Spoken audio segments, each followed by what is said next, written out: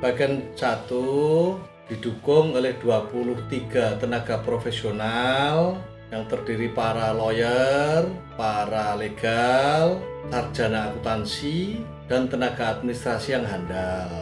Jadi karena bagian ini adalah bagian paling tua, maka perkara-perkara yang ditangani itu perkara-perkara yang sudah ada dari tahun 70-an.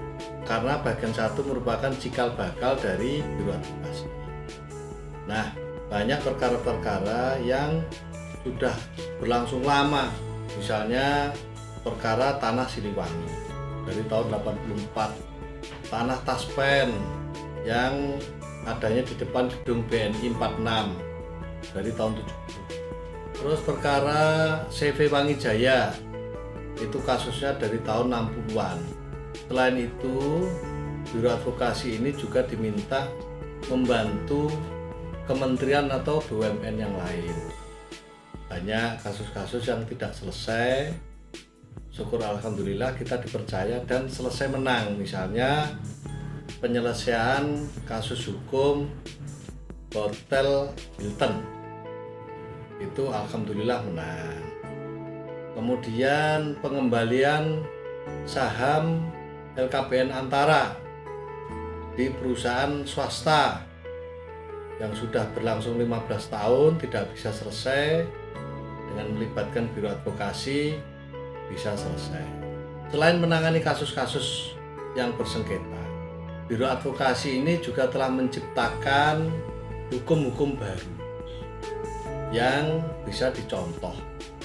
Misalnya di dalam kasus Taspen itu kedudukan Menteri Keuangan selaku pemegang saham itu masih bisa mempertahankan aset korporasi.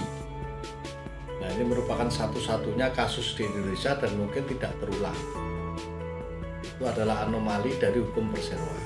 Kemudian di kasus arbitrase yang diajukan oleh Rafat Ali Rifki, warga negara Inggris, dan Hisham Al-Warraq, selain kita menang, Biro Advokasi waktu itu masih Biro Bantuan Hukum bisa menciptakan atau meyakinkan bahwa khusus pengadaan lawyer itu bisa diatur dalam peraturan tersendiri dengan mekanisme yang berbeda dengan pengadaan barang dan jasa lain.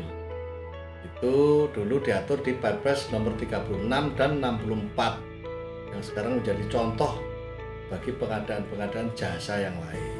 Kemudian Biro Advokasi juga bisa menciptakan jurisprudensi yang menjadi acuan, di mana kalau dulu yang namanya boleh menggugat di TUN hanyalah Badan Hukum Perdata.